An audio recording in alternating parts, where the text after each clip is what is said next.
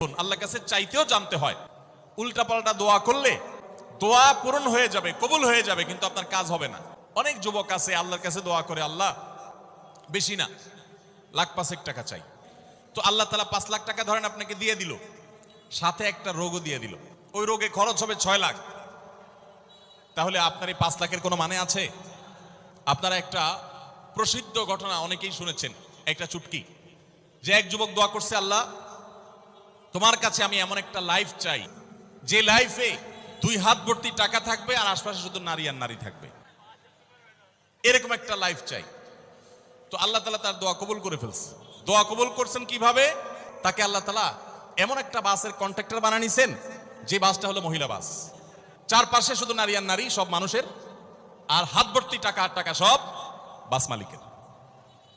দোয়া কিন্তু কবুল হয়ে গেছে। তো আল্লাহ তাআলার কাছে উল্টাপাল্টা দোয়া করলে কি হয় দেখছেন?